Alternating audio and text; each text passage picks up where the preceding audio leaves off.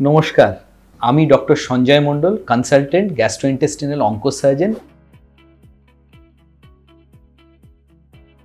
আমি যে জিনিস নিয়ে কথা বলতে চাই সেটা হচ্ছে ক্যান্সার। এবার ক্যান্সার যখনই কোনো পেশেন্টের হয়, রিলেটিভ এবং যে পেশেন্ট তার কিন্তু মনোবল হারিয়ে ফেলে।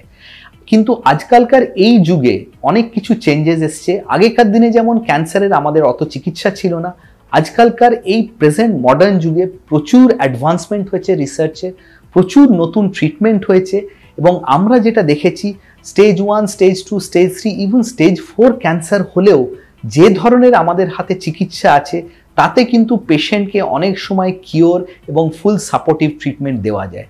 সেই জন্য আমার একটাই অ্যাডভাইস, ক্যান্সার হলে আপনারা কিন্তু মনোবল হারাবেন না, মন দৃঢ় রেখে ডাক্তারের কাছে এগিয়ে এসে ট্রিটমেন্ট করাবেন এবং ফুল ট্রিটমেন্টটা করাবার চেষ্টা করবেন এবং তাতে কিন্তু আপনারা প্রচুর লাভ পাবেন।